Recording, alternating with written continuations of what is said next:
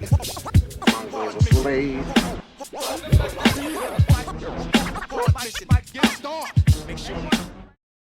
Friends, relatives, pets, passengers, this Raw after WrestleMania was absolutely dreadful. It was garbage. It was ass. It was basura. It was shaisa. It was all things bad. The writing team should be ashamed of themselves. And to be quite honest, I wanted to go to bed early. But I wanted to see Brock kick Cody's shit in because I knew it was going to happen. Saw that coming. Brock was way too giddy earlier in the day. But first, before we get into it, got to talk about the big news. So now is it official? WWE is owned by Endeavor. They sold a controlling share of 51% of WWE to Endeavor. The company will then be merged with the UFC. Vince McMahon will be the executive chairman of this new company that will be formed by UFC and WWE. Vince was giddy on television talking about this thing. And he seems to really like Ari Emanuel, and Ari Emanuel seems to really like him. I don't have anything more to add, really, because there isn't really more to add yet. They haven't figured out what the name is going to be yet. So that's the thing. Well, Vince did spend a little bit of time talking about his discrepancies. And he really broke it down quite simply to he's made some mistakes over the 50 years of his career, and personal and professional, and he's owned up to all of them and moved on, which some people thought was him being sort of blasé about it. But I don't understand, what more do you want him to do? Like, I'm surprised he even said that. I'm surprised he even said that about it. But, that was it. This kind of dominated the morning, was the good news, quote unquote, of WWE finally being sold. Vince was very excited about it. Nick Khan was very excited about it. A lot of the fans were sitting on pins and needles, not knowing what's going to happen, which is why Triple H had to do the pep rally at the beginning of Raw. We'll talk about that in a moment. So Vince's position is he is the executive chairman of the new company that will oversee WWE and UFC. This means that Vince McMahon went from being ousted from WWE, in shame no less, to not only returning to WWE as the executive chairman, but then selling the company to Endeavor, who then gave him the same job at the new company, which makes him, technically speaking, Dana White's boss. That is correct. Vince McMahon is now Dana White's boss. At the end of when the deal is complete, he will be the boss above Dana White and Nick Khan. And above him will be Ari Emanuel, who will be the CEO of Endeavor, who is the owner of this new company.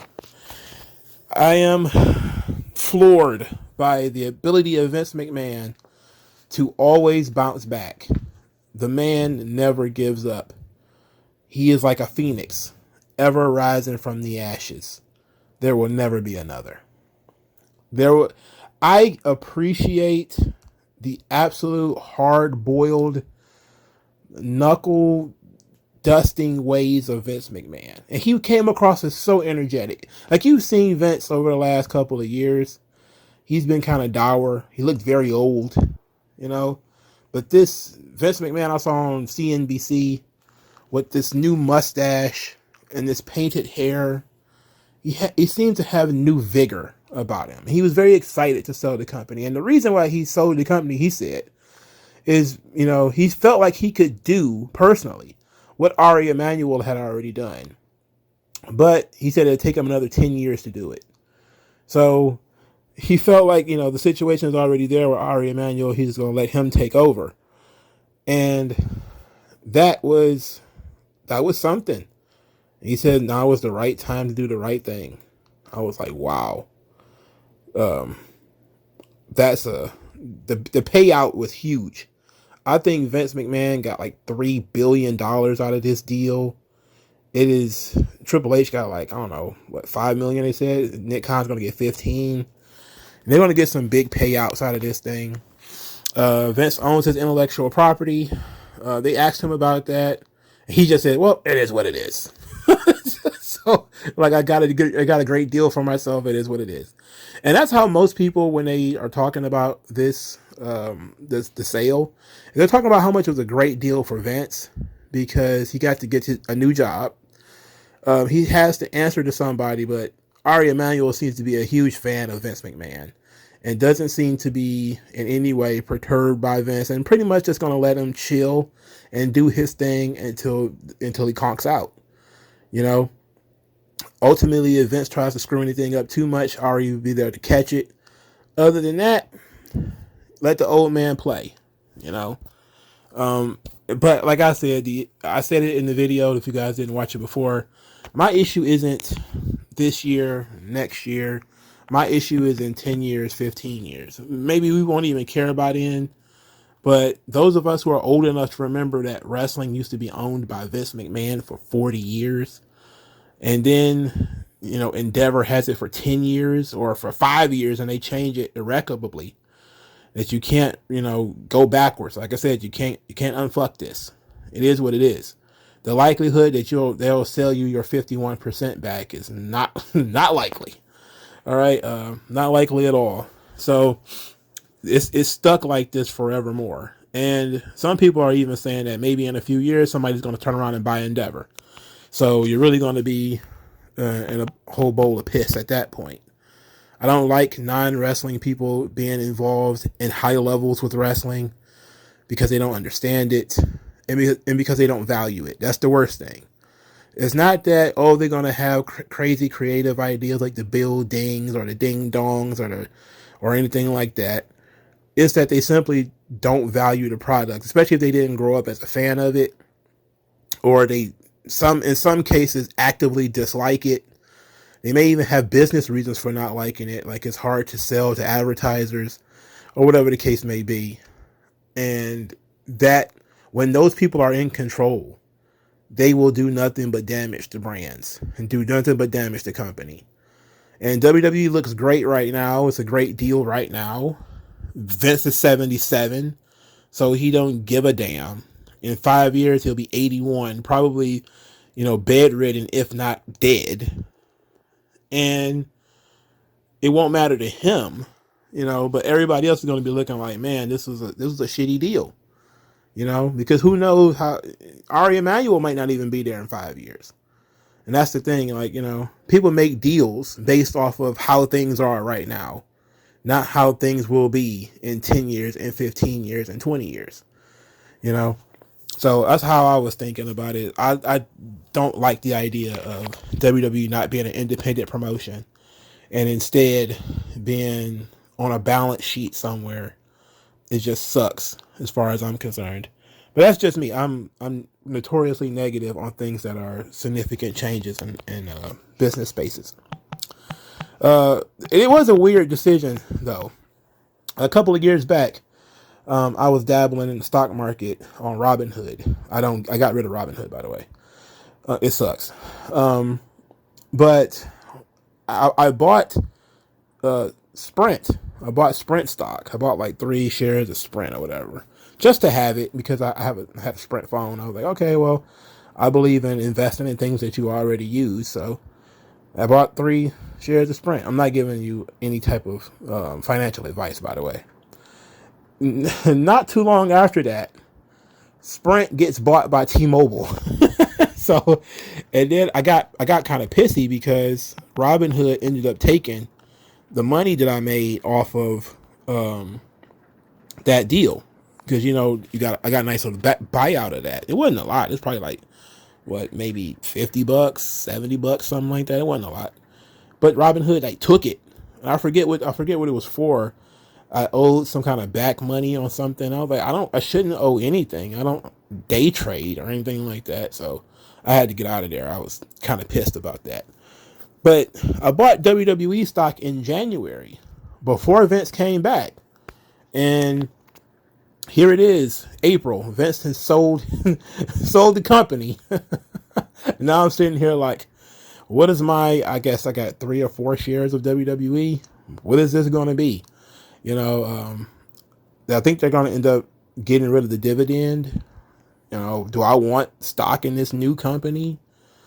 I don't know. I'm not familiar enough with Endeavor to make that decision, but I got time, I guess. Nobody's going to make me make a move right now. So I got to actually take time to learn a little bit more about Endeavor. And maybe I'll just fucking invest in Endeavor. Who knows? We'll see. I just thought it was interesting to note that, too many times have I invested in a company only for that company to be sold. I think it's happened more times than it probably should have for like an amateur investor. I'm probably going to get investigated or something like that. They're going to think I know stuff. I'm like, I don't know shit. I don't know anything. I promise you. It just so happened that, I was like, I've been a wrestling fan my whole life. I don't own WWE stock. I should. And so I went and did it. And here it is. They fuck around and sold the company. So there it is. Sorry, guys. I jinxed it. It's my fault. My bad. I shouldn't have bought those, 3 shares.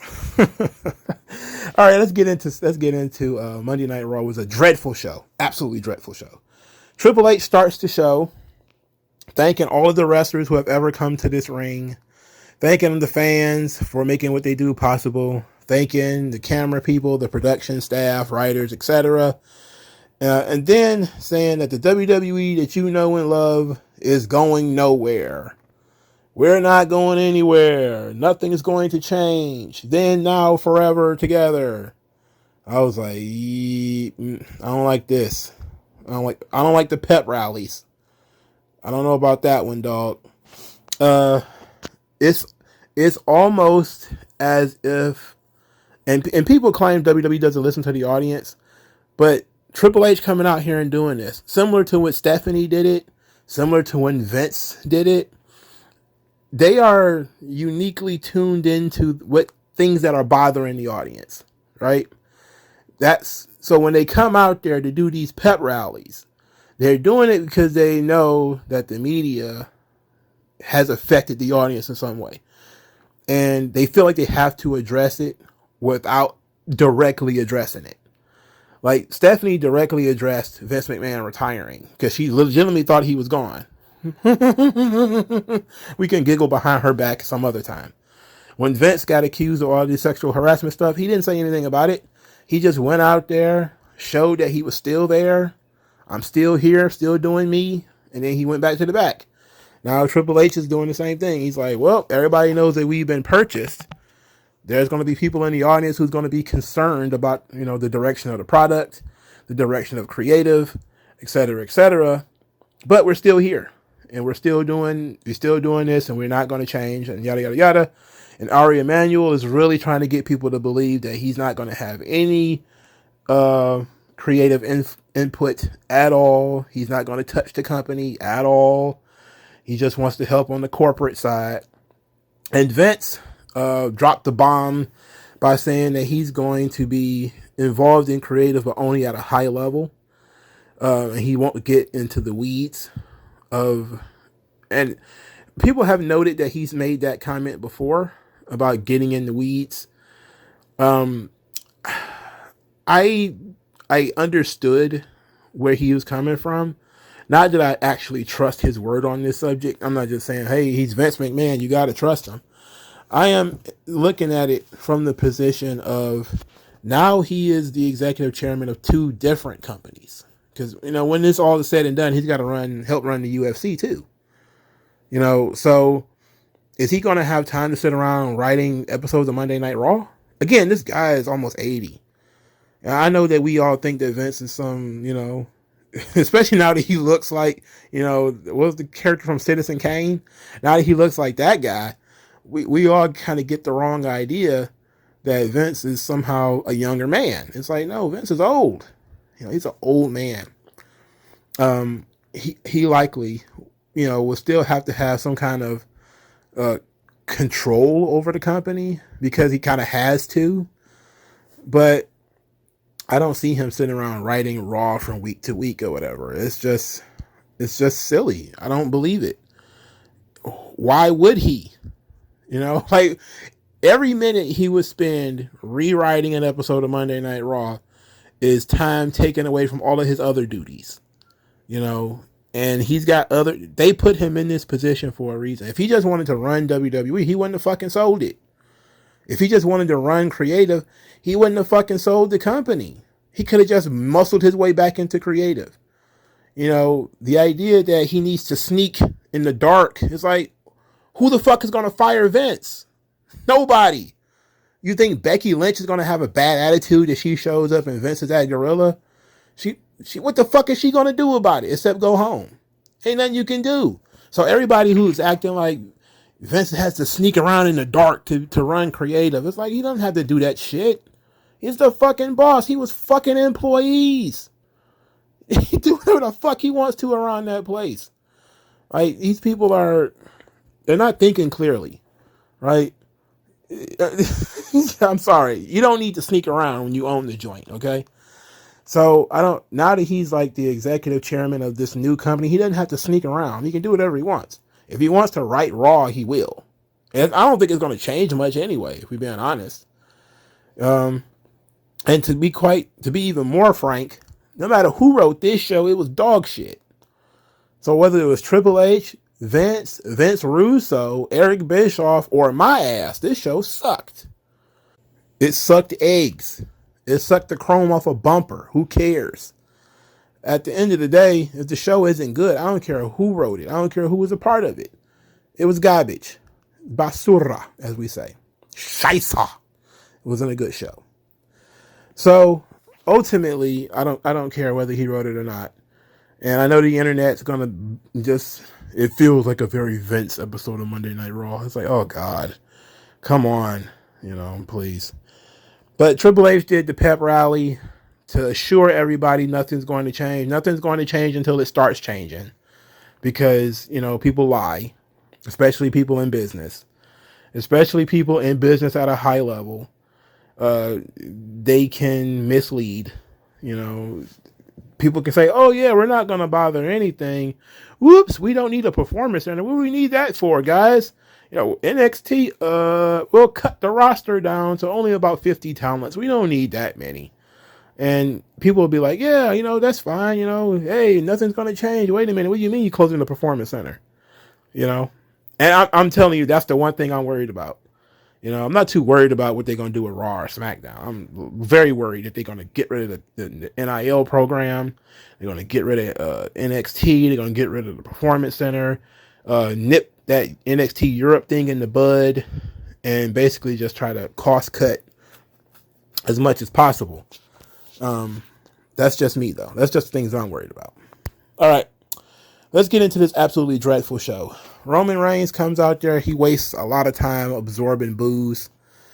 Not much is said before Cody Rhodes comes out there. I know exactly what I want to talk about. And it's like, he wants to talk about that match. And he says that Roman was the better competitor on that night. Which is a stupid thing to say because he wasn't. He cheated. So he was not the better competitor. In which he just says that he wishes the bloodline was never a factor. That there was too many times where Roman skated by on the skin of his teeth, but he had them. So now he only wants to talk about one thing, and that was a rematch. And then, of course, Roman said no. Heyman said no. And basically, never. He will never get a rematch. Cody Rhodes was like, do you think I'm in one of my normal moods, Mr. Heyman? Do you think I'm in the mood for your chicanery, Mr. Heyman? And Heyman was sitting there like, I don't know what the fuck is chicanery. Anyway, they ended up agreeing to a tag team match. Roman and Solo versus Cody and anybody that he can find. But two caveats. One, it has to be somebody who wrestled at WrestleMania. And two, whoever it is has to forfeit any right to challenge Roman Reigns for the Universal WWE Championship at any point in the future. So Cody is sitting in there. He's kind of got the boo-boo face at first, and Roman's kind of got the shit-eating grin on his face. And then Brock's music cues up, and Brock comes trotting out there with his little cowboy hat, and everybody's very excited, you know. And Brock throws his arms around Cody, and he's like, "Yeehaw! We're gonna be partners." And Roman is just steaming. Him and Solo fade to black. They're out of there. They're getting the hell out of there. They don't want nothing to do with this Brock business. And Cody and Brock are dapping it up, shaking hands. And as soon as I saw that, I was like, this ain't good. When was the last time you saw Brock Lesnar in a tag team match? He doesn't have a rich tag team history. Okay? So the idea that Brock Lesnar is about to start working on a tag team match on a Monday, when the last time Brock wrestled on Raw? All of this is suspicious, right? So you're like, okay, Brock ain't wrestling on no Monday, and he ain't wrestling in no tag team match. He about to kill Cody ass. You know, like that's really what's about to happen here. You know? And I thought it was going to happen in the opening segment, but they decided to prolong the pain. So Roman is gone. He went to the back. The Usos showed up. Paul Heyman got rid of them. Basically said that Solo and Roman are in a conference strategizing about how to handle the Brock Cody issue. Yeah, there's a seafood platter on the plane or whatever the hell he told them. And then they like, oh, okay, I guess we not needed. And then they leave, and we don't see them again for the rest of the night. Paul is confronted by Roman. We double back to an earlier part of the story from months ago, actually. You know, where Roman wants to know if Paul is still familiar with Brock's schedule. And Paul said, well, it's the Raw after WrestleMania. This is that time of the year where Brock leaves 6 to 9 months and leaving everybody in the lurch. Like, he shouldn't be here right now. And so he's deeply concerned that Brock Lesnar is still here. So 10:30 rolls around, and now we've got 4 10-minute entrances, apparently. Even though Solo Sikoa was with Roman, it might as well have been, you know, a 10-minute entrance by himself with all the commercials and shit that he threw in here. They do the in-ring introductions for this huge main event. Soon as Cody's name is announced, Brock scoops him up F5. Just immediately. Roman looks at this for a minute. He looks at Solo. He chats with Solo. He chats with Heyman. They fade to black. They got the hell out of there. They ain't seen enough. Roman he leaves. So Brock then continues to Brock and just did very bad things to Cody for the next 15 minutes. 15 minutes of unbridled Brock Lesnar beating the shit out of Cody. Ran him into the barricade, threw him over the barricade, F5 through the table, beat him with steps, beat him with a chair, F5 on top of the steps, kicking him while he was down, just absolutely brutalizing this guy. He scared off security, scared off Adam Pearce, scared off everybody. He then leaves, and then he threatens to come back. He's snatching his gloves off and everything, and he stands at the top of the ramp and he flips him off. He flips off Cody's corpse, apparently, in the ring. And the entire time, the commentary team is asking the question of why is he doing this? Why is he doing this? Why is this happening? And I was thinking the same thing, because I was saying to myself, all right, what does Brock have to gain from tag teaming with Cody? Essentially nothing. What does Brock have to lose? Nothing. But so why would he do it? He wouldn't. So that explains why he would, kick Cody's ass. All right. So logically that makes sense. Now we have to figure out why he would jump Cody. And I was thinking, and they said it, which, before we even got there, I figured it out. But Paul Heyman had said it. The last match between Brock and Roman had already occurred. The winner take all match. That means Brock Lesnar cannot challenge for the title already. which makes him the perfect tag team partner for Cody. At the same time, though, if Cody would have won the title, then Brock could challenge for it. So what we're looking at here as a possible motive for this heinous act is that Brock Lesnar can't be the champion because Cody lost. So maybe he's saying that Cody is useless. You know, what good do we really have of you if you can't beat Roman? Then I'm going to wreck you, and then maybe we'll make room for somebody else. You know, and that could be a good reason why he decided to decimate Cody. And I'm really sitting back saying to myself, okay, are we writing Cody off TV, or will he be back in his suit next week? You know, cutting a Hard Times promo about Brock Lesnar trying to kill him.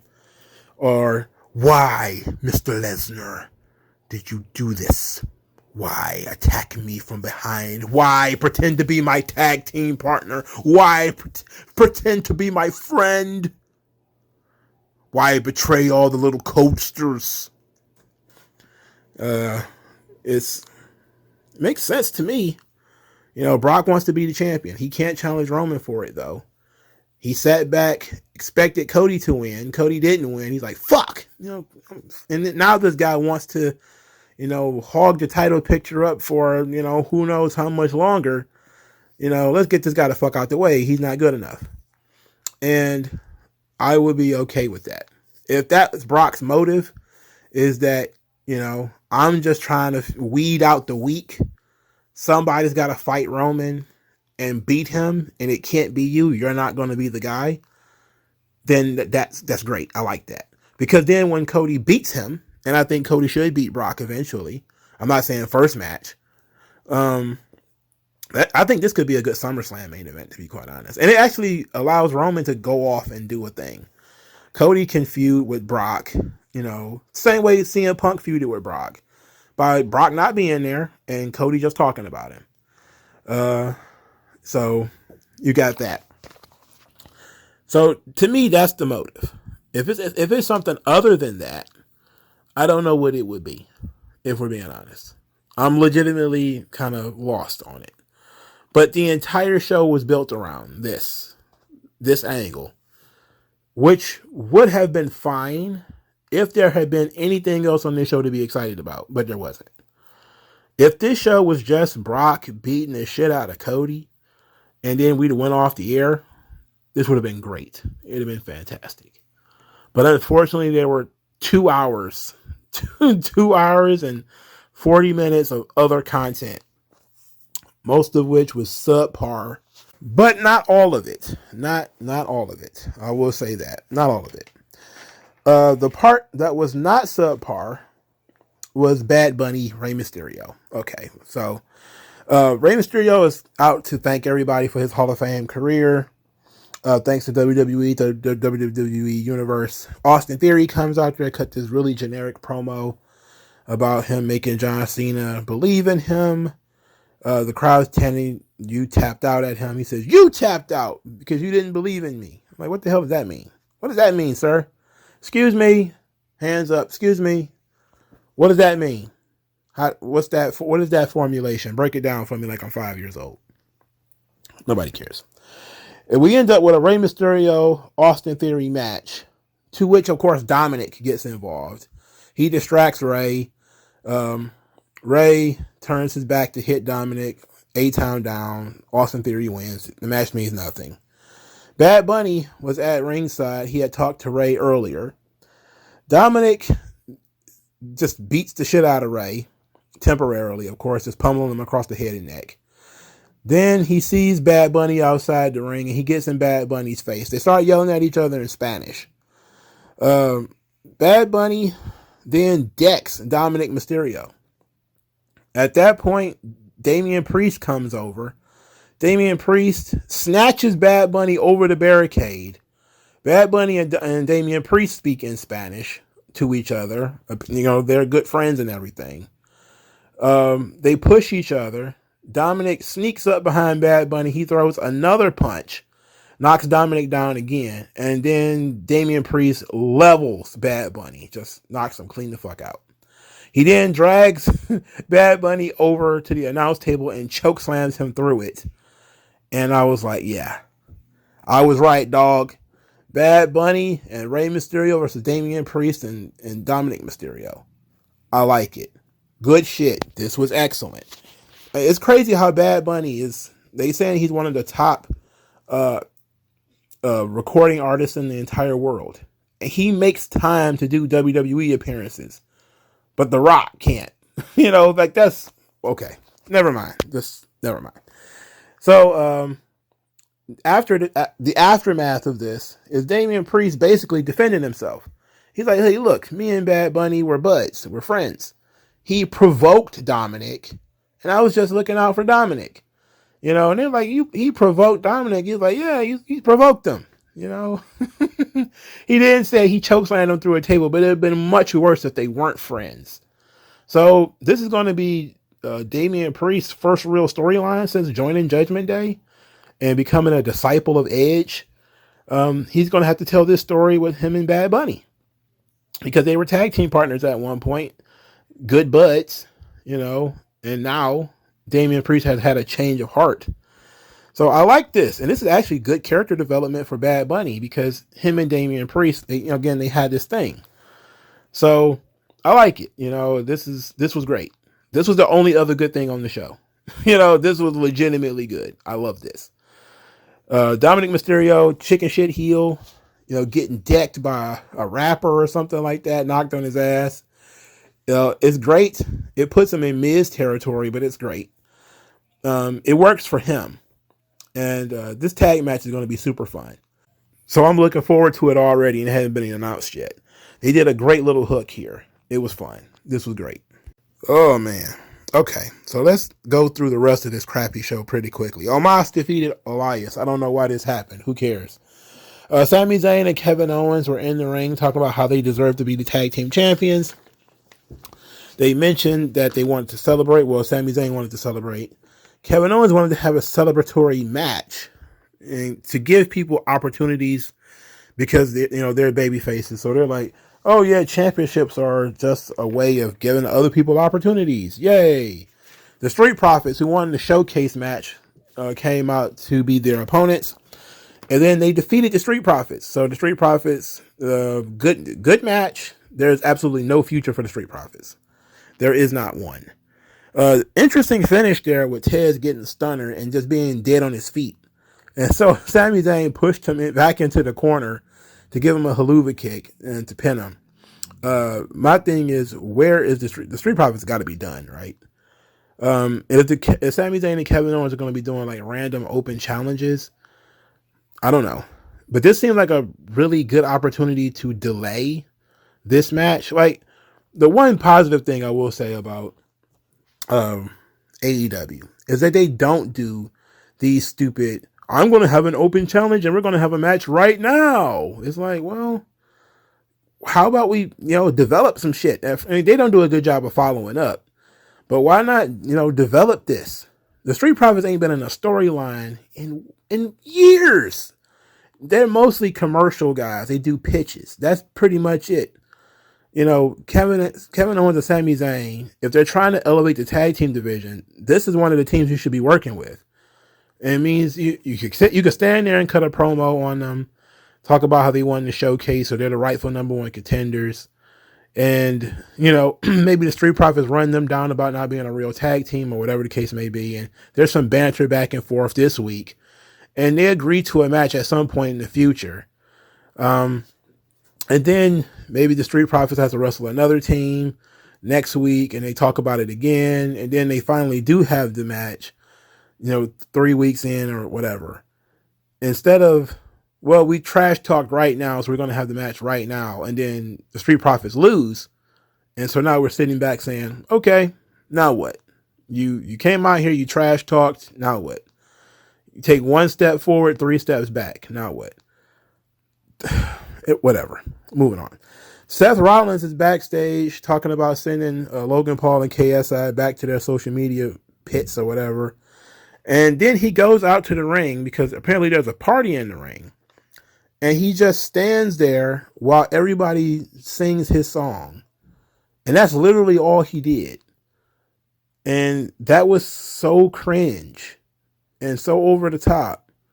And I was just kind of like, what a waste of time. Incredible waste of time. Incredible waste of time. Bobby Lashley is backstage. He's talking about his pin-up frustration for WrestleMania. He didn't get to have a match. Bronson Reed strolled over. He's wearing a suit jacket with no shirt, which is an ick of mine. But at least he's dressed appropriately. There's enough material to cover him. He says that Bobby Lashley is like his uncle, and he's like Bobby Lashley's nephew. And everybody is confused. They're like, what the hell are you talking about? Then he says that you taught me something, so I guess I'm like your pupil. I'm like, what the fuck are you talking about? You goddamn melon with arms and legs. What are you talking about? So then he says that Bobby Lashley taught him how to lose. And I was like, oh, okay. So he beat him in that battle royal. Okay. And then he said that he's going to teach Bobby Lashley something. I was like, all right, now I like this. I pitched the idea of Bronson Reed and Bobby Lashley. I thought we might be able to squeeze that in at WrestleMania. There's ways we could have done that. But instead he decided to plant the seed here. All right, fine. Bronson Reed, because Bobby Lashley wanted to fight right now. Bronson Reed was like, new. He's not ready for that yet. So he takes his leave.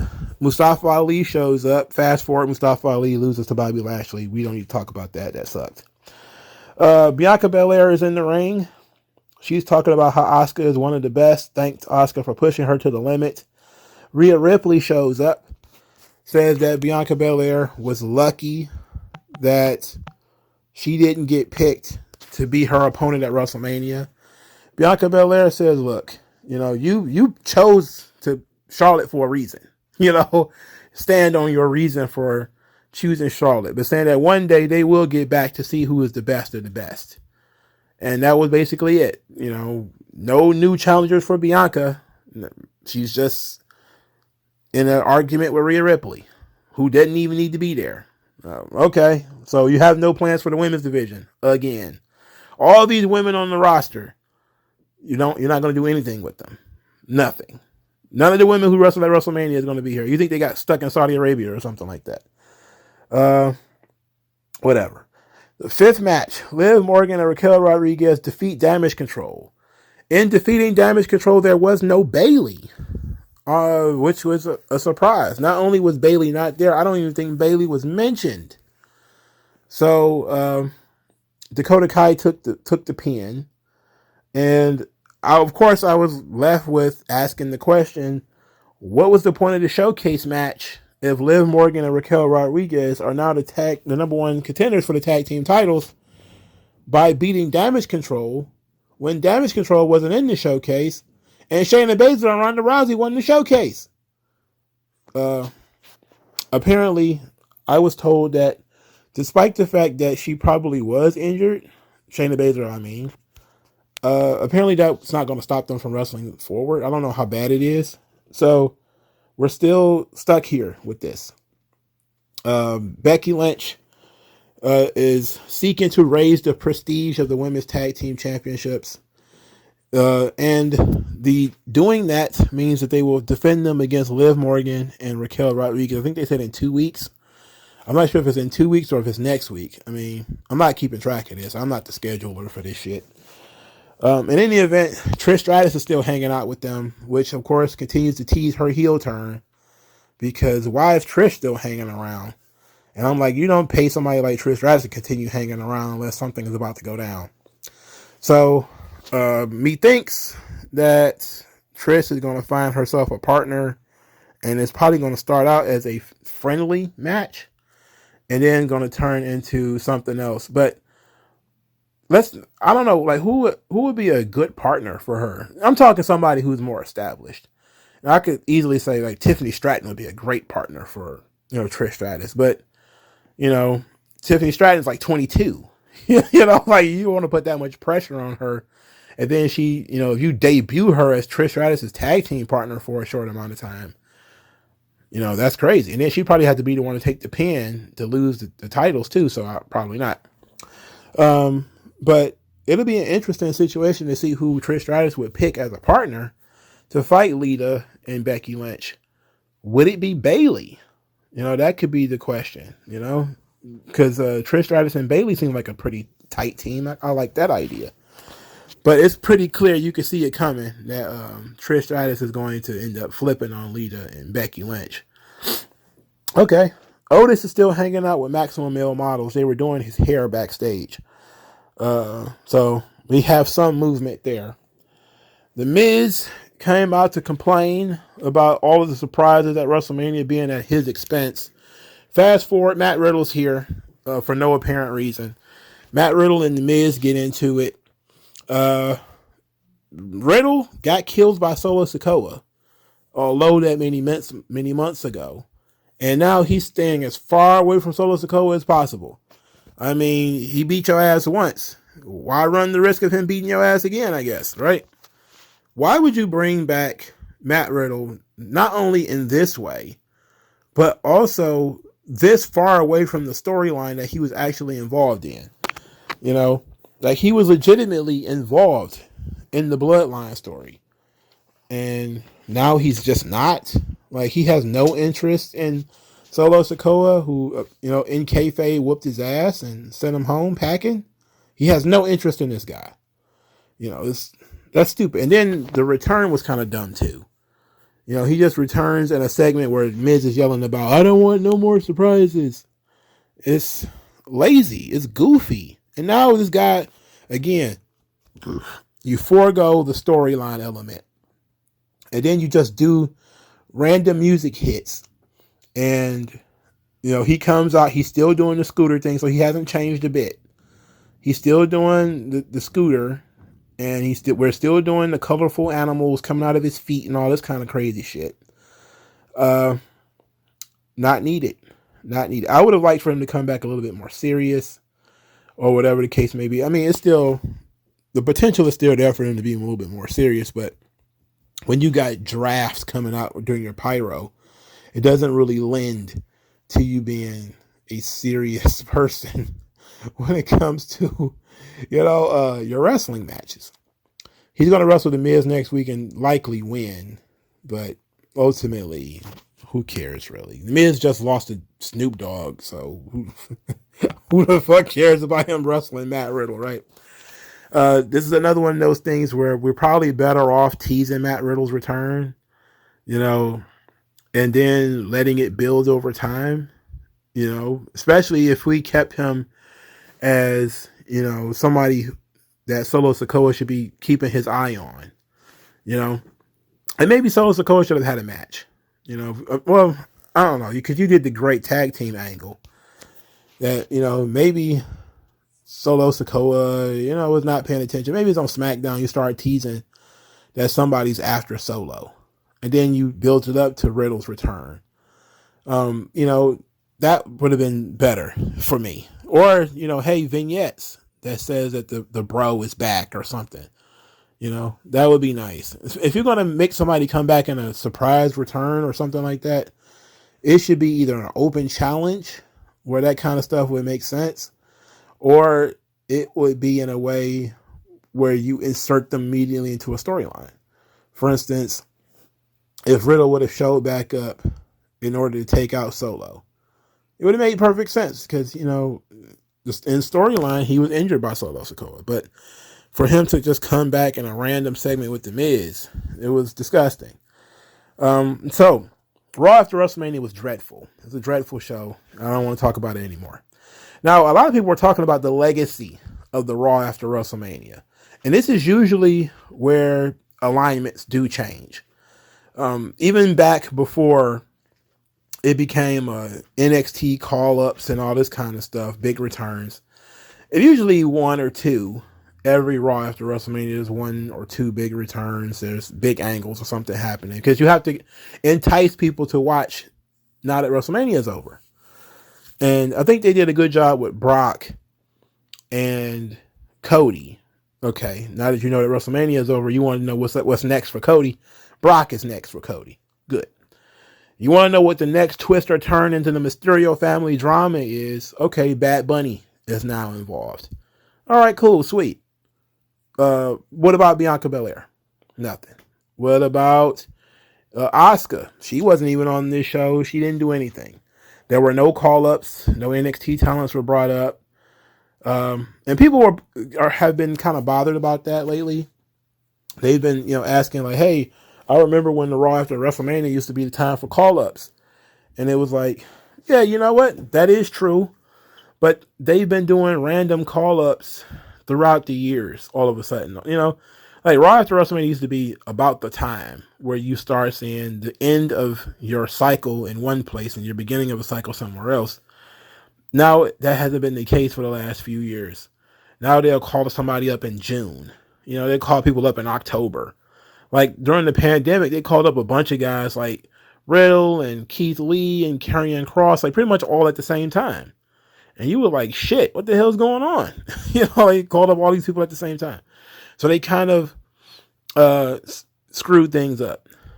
So that means there's a lot of NXT talent who've been gone for a while. Cameron Grimes being one of them, who hasn't been utilized in a long time. And you would think, okay, Raw after WrestleMania, it's time for him to make an appearance. Nope. Now they're still SmackDown and they're still NXT again for people who might return down there.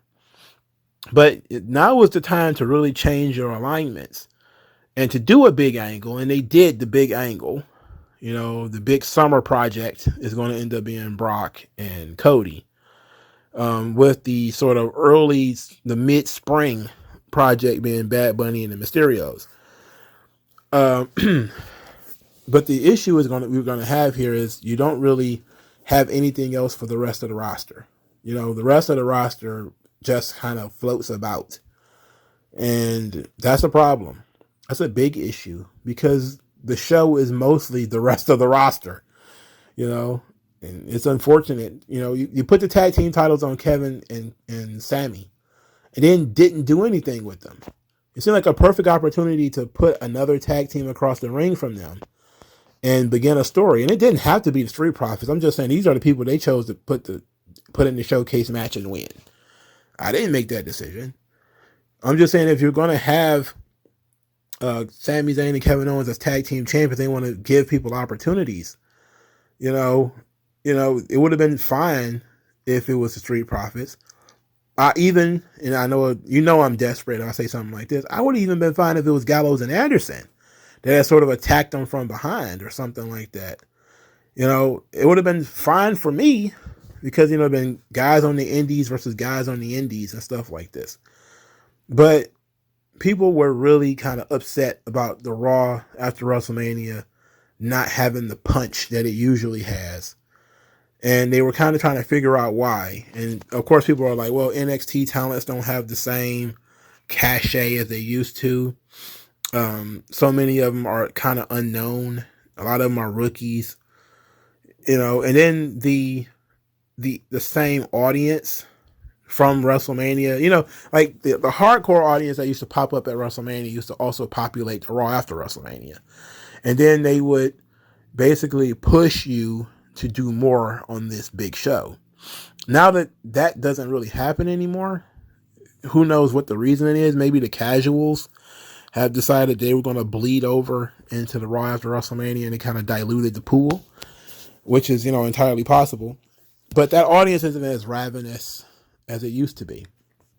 And it kind of shows on TV and it kind of shows in the booking. Like they don't expect that they have to impress this audience too much. That they feel like, okay, the two angles that we've got planned is going to be good enough in terms of show quality. But I wouldn't say so. The show was too long for that. If it was SmackDown, this would have been great because it would have been like one big angle per hour. But here, there was nothing for a long swaths of time. And the stuff that they did tease, like teasing Rhea Ripley and Bianca Belair, that's fine. But it doesn't benefit the rest of the female roster if you're going to combine those titles. Or if you're even going to talk about it or even consider combining those titles, you're not really helping the women's division. You're just taking more pieces off the board. Not that I give a shit. I'm just saying, it is what it is. So a lot of people thought that Jay White was going to make an appearance, or Nick Aldis, or some other free agent. Had you fooled. Had you fooled. But I fully believe that Jay White's going to end up probably going to AEW, if we're being honest. I don't know. The value of him in AEW just seems to be so much higher because that audience already knows who he is. The same thing with Cody Ibushi. And to a lesser degree, same thing with Nick Aldis, is they'll be probably more appreciated by an AEW audience off rip, saying from the beginning. As a WWE audience would be less familiar with them. And if you're 38 or 36 or something like that, like a Nick Aldis is, are you talking about starting over? Like Jay White's younger, but are you talking about starting over at 36? Like, that's kind of wild. You know, starting from scratch where people aren't that familiar with your work. I don't know, man. That's asking for a lot. Like, I would have loved to see Nick Aldis in WWE. And I'm not saying that it's not going to happen. I'm just saying that a lot of people were sitting back saying it was going to happen on this show. Now, Triple H may subvert expectations by saying, oh, everybody expected things to happen on the Raw after WrestleMania. But what we're going to do is the next week we're going to do stuff. Or in 2 weeks we're going to do stuff. Or I don't want to do everything on one show and then have bland shows for the next, 4 weeks. So we'll do this big angle here, and then we'll do a big angle next week, and then we'll do a big angle next week. If that's going to be the case, then fine. But this show was absolutely dreadful. And we watch these shows 3 hours at a time. So this 3 hours wasn't really worth your time. So it's unfortunate, but it is what it is. What did you guys think of the Raw after WrestleMania? Do all the YouTube things. I'll talk to you guys later. Peace.